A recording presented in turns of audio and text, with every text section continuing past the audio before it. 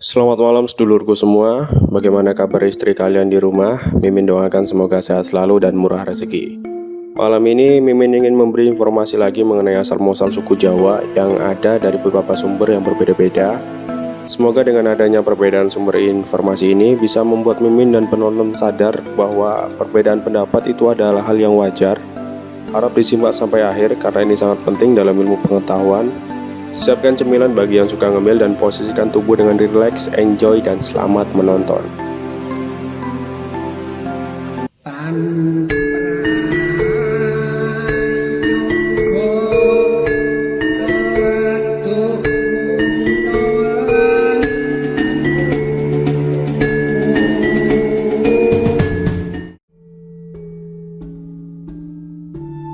Ronnie Hartley, seorang profesor berasal dari Amerika yang masih aktif dan meneliti tentang leluhur Indonesia, yang pernah menjadi tamu di Fakultas Ilmu Sosial dan Politik Universitas Airlangga.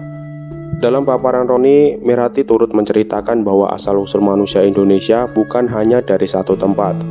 Indonesia memiliki letak strategis, berada di persimpangan jalur perdagangan dan lintas internasional. Hal itu memungkinkan Indonesia pada zaman dahulu disinggahi oleh banyak penduduk asing. Indonesia menjadi salah satu tempat tujuan perantauan suku Austronesia setelah mengarungi negara Taiwan, sepanjang pantai Asia Tenggara atau Pantai Champa, lalu ke Indonesia dan Madagaskar. Suku Austronesia menjadi leluhur yang membawa cikal bakal kebudayaan dan bahasa Indonesia. Suku Austronesia juga turut adil memajukan pertanian Nusantara kala itu. Mereka memiliki teknologi irigasi maju seperti sengkedan dan terracing. Rumpun Austronesia menyebar dan menetap hampir di seluruh Indonesia, kecuali di wilayah timur seperti Papua, NTT, Maluku. Dampaknya dapat dilihat ada kesenjangan etnis dan ras. Itulah mengapa penduduk wilayah barat Indonesia sekilas terlihat mirip dengan penduduk di Asia Tenggara, berbeda dengan wilayah timur Indonesia.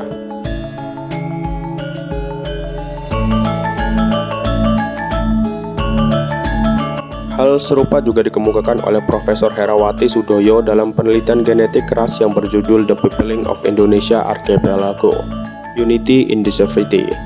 Dalam presentasi itu, Herawati memaparkan tujuan risetnya yang bisa menentukan sejarah pendudukan 13 pulau besar di Indonesia, meliputi waktu kedatangan, pola migrasi, hingga relasi kawin-mawin dengan menganalisa data genetik DNA, serta membandingkannya dengan data non-genetik seperti linguistik, etnografi, arkeologi, dan sejarah.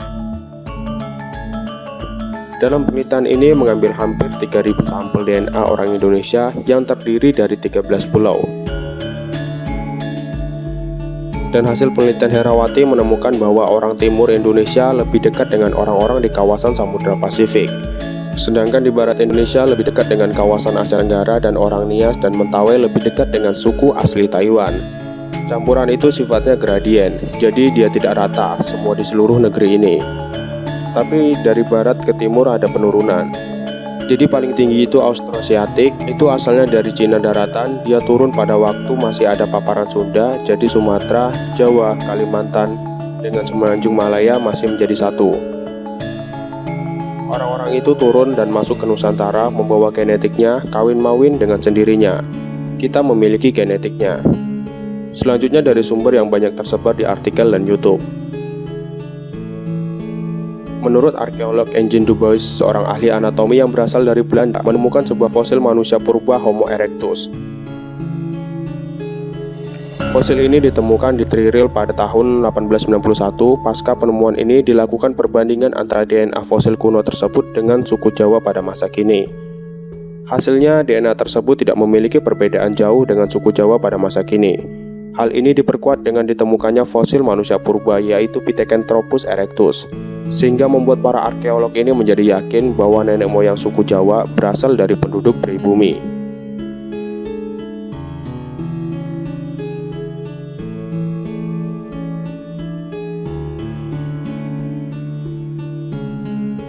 Berbeda dengan Engin, menurut seorang sejarawan justru berbanding sebalik.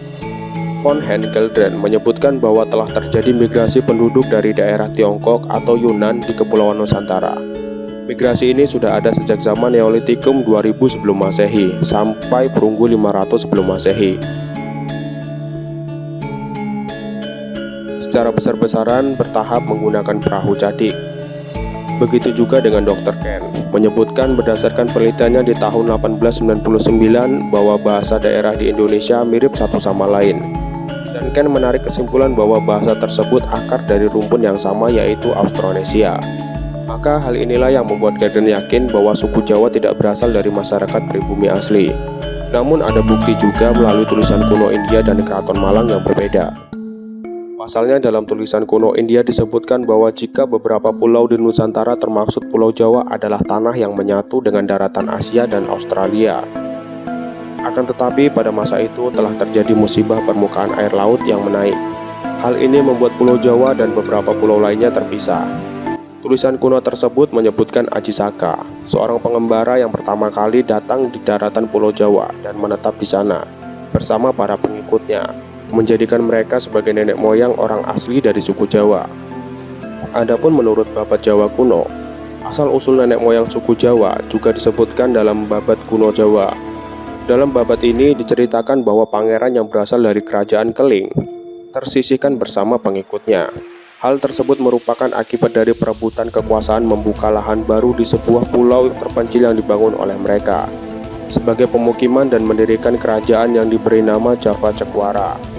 Keturunan pangeran inilah yang dianggap sebagai nenek moyang suku Jawa menurut Babat Tanah Jawa. Sementara itu ditemukan sejarah yang lebih jelas. Menurut surat kuno Keraton Malang, asal-usul suku Jawa berasal dari kerajaan Turki tahun 450 sebelum Masehi. Kala itu Raja Rum, raja dari kerajaan Turki, mengutus para penduduknya untuk membuka lahan di pulau kekuasaannya yang belum berpenghuni. Namun karena gangguan binatang buas, banyak para penduduknya yang menderita sehingga mereka pulang kembali ke negara aslinya. Perpindahan dipimpin oleh Aji Kelar yang menemukan Nusa Kendang dengan dataran tinggi yang ditutupi oleh hutan lebat dan banyak binatang buas. Konon saat itu para penduduk sangat senang karena di pulau tersebut banyak ditemukan bahan pangan dan tanaman yang subur yang bernama tanaman Jawi. Tanaman Jawi banyak ditemukan di mana-mana, maka dari itu nama dari jenis tanaman inilah dijadikan sebagai nama pulau tersebut, yakni Pulau Jawi. Hingga kini dikenal dengan Pulau Jawa dengan sebutan para penduduknya yakni suku Jawa.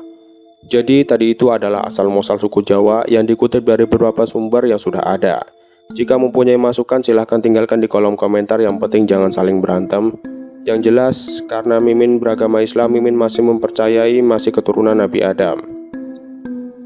Sekian video dari Mimin, jika mempunyai kekurangan dan kesalahan, Mimin minta maaf. Sampai jumpa di video selanjutnya.